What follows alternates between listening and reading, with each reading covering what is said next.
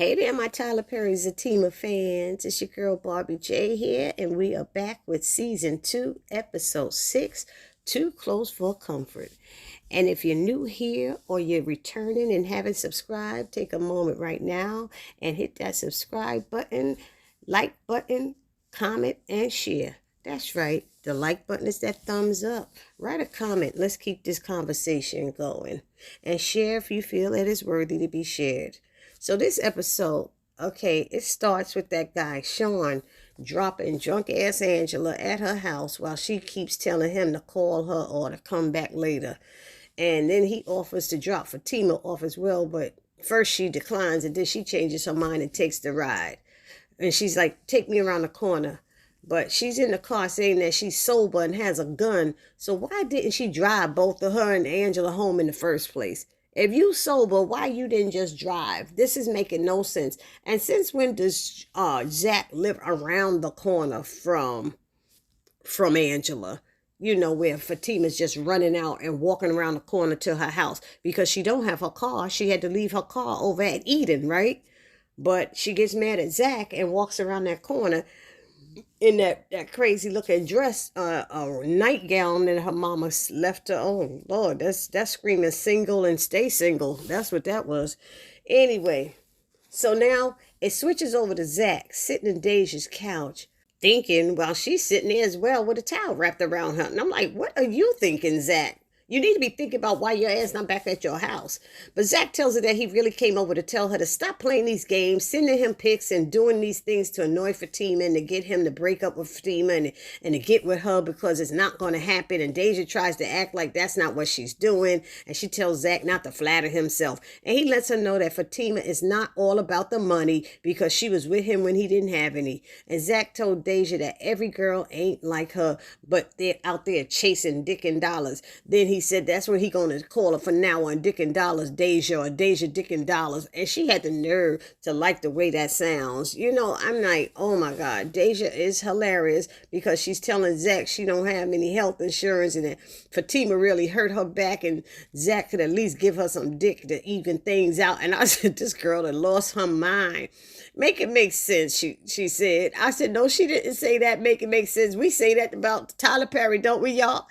And I fell out laughing when she said that. So Zach had enough of her and got up to leave. And Deja told him to get the F out of her house because she wants someone who wants her back. Zach yelled, why don't you just pay your damn rent? And she yelled back, give me some dick. And I was like, okay, this is too much. She's doing too much. This is too much. This is not realistic enough. She doesn't go to work. She doesn't do anything. And it's just like, come on. And Zach, stop going over there with the messy, with that mess. You know what she's all about. Sue her. If she messes up your house, that's a reason for you to kick her out. And you could get her out of that damn 6-month lease, whatever. Anyway. So here we see Zach coming out of Deja's house and we see Fatima closing Sean's car door and saying thanks for the ride. And they both see each other and walk into the house together without saying a word. Okay. Then Fatima gets into bed with some long, colorful, single woman gown on and it screams, hey there, lonely girl. My lonely girl. I swear that's what it's screaming because she gonna be alone with that thing on. But seriously, I like this scene because Zach said a few things that made sense, yet Fatima refused to listen to Zach, or should I say hear him. The fact that she got mad at Zach for what he did to Paul had me baffled. She said he was trying to be nice, that Paul was trying to be nice when he was not only trying to get with her, but he was also dogging out her man. He was dogging out Zach. So Zach was right about what this guy was after. Getting her a tire for free and changing it for her and everything. I mean, is Fatima deaf, dumb, and blind right now? I mean, she's assuming that Zach had sex with Deja, and he let Fatima know that she doesn't really believe that, because if she did, she wouldn't be this cool and would be shooting the place up. And she's saying that Zach doesn't know her at all. But I think that he does. And then here we are again, she wanting him to apologize when he did nothing wrong. I mean, if he did someone please let me know down in the comment section what he actually did that was so wrong, other than entertaining that dumb behind Deja next door. Then she starts threatening to move out, and I'm wondering why this time. Is it because she can't stand up to her parents about living her own life? Every time there's a disagreement, her MO seems to be run away. Why you keep running away instead of talking it out? And I'm not talking about yelling and screaming and cussing and all that. Talk it out like mature adults. Now he calls her out on getting out of some dude's car he never seen before, and she talking about him coming out of Deja's house with his dick hard, and he lets her know that if he had F Deja, his dick would be soft. Then he thinks it's hard. She said it's hard for Deja, but he reminds Fatima that it's hard for her all the time, but it's too much and she didn't want it. Remember, he said, remember, you didn't want it.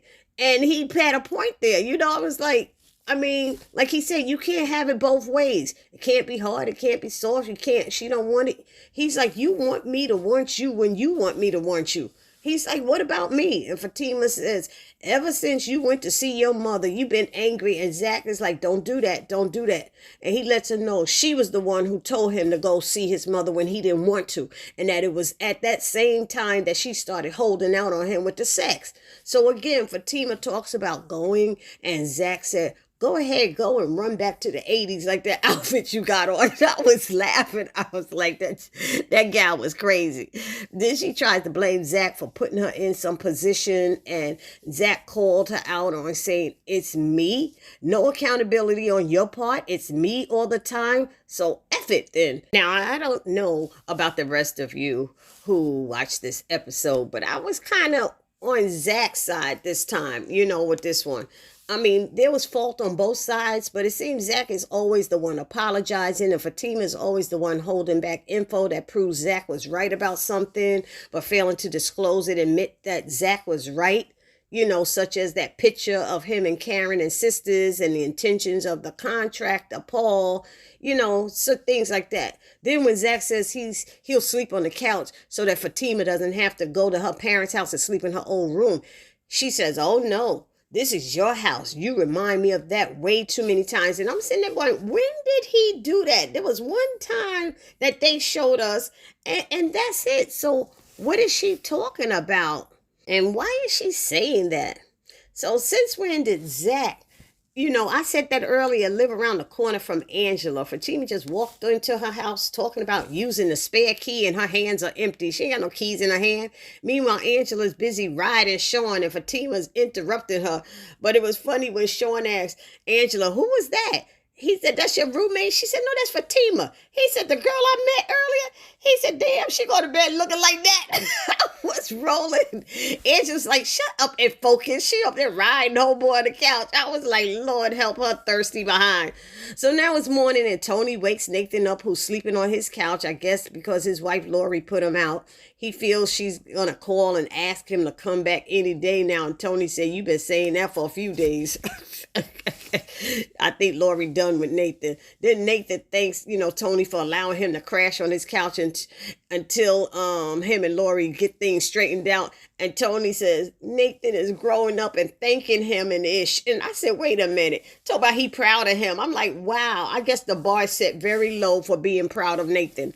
If that's what makes you proud, that he says thank you, then that's a lot. Okay, but then as they're talking, Nathan finds a profile for Fatima on a dating app called Get You Some Ass Now. Damn, who made that up? How is it that Nathan, who is married with children, can wake up first thing in the morning and start scrolling through a dating app? It makes no damn sense whatsoever. If Lori calls him back, she's stupid. But moving right along, Tony is right. Why would Fatima need to go on a dating app to get a guy? But she is one bad sister. She's one bad sister. She don't need to go on no dating app. So who do y'all think set this catfish profile up in Fatima's name? Who knows that she's at Angela's house right now or at that moment? I don't believe that Fatima created that profile. And the only way Belinda could have done it is if messy Angela called and told her that Fatima was at her house.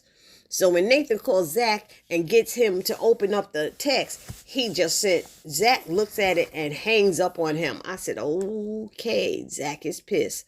So now we have Fatima and Angela talking, and she's trying to get Angela to talk to Bryce about her feelings. And Angela asked Fatima to talk to Bryce for her.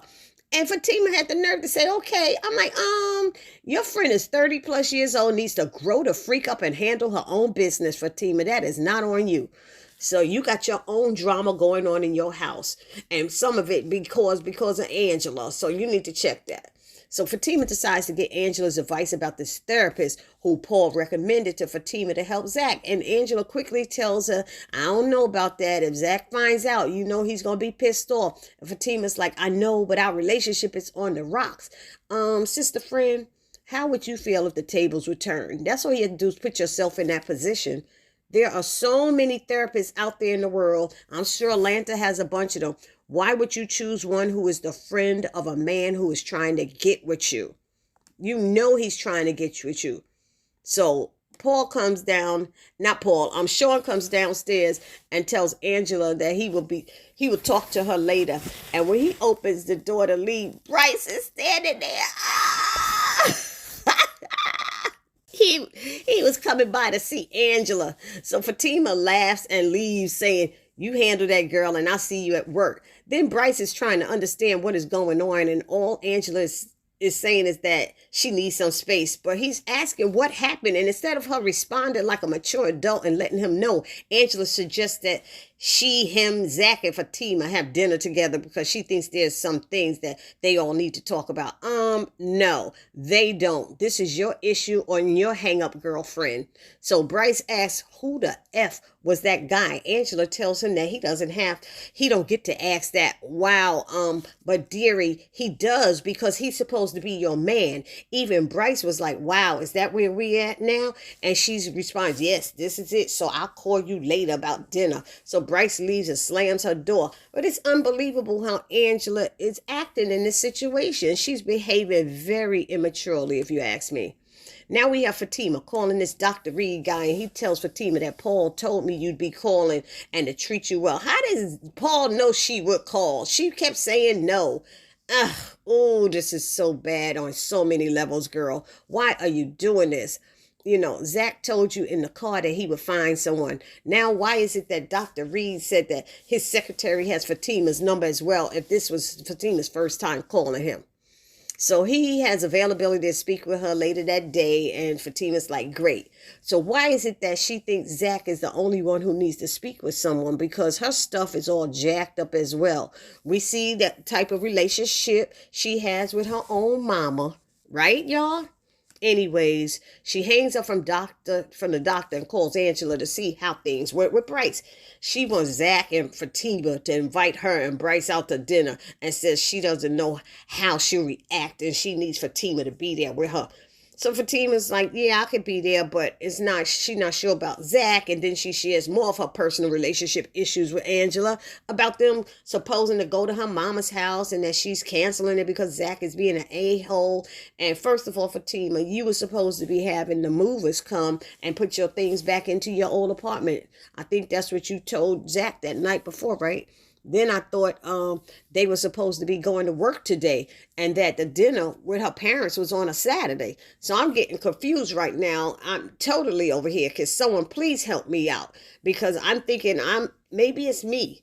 Or am I missing something? Or did TP mess up with his script writing again? Ugh. And for the record, I do not believe that Zach is acting like an a-hole. Your mama shows up unannounced and you don't even introduce her to your fiance.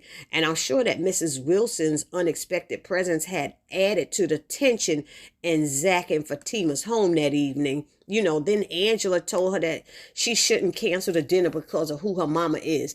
Then Fatima tells Angela that she called that therapist. And once again, Angela tells her that if Zach finds out that the contractor gave her that number, and Fatima's like, at this moment, I don't care. And that is so unfortunate, I feel, on her part, because she should always care no matter what.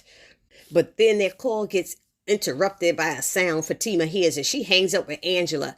And as she runs upstairs thinking Zach is with someone, and she catches him using that side chick thing that she gave him.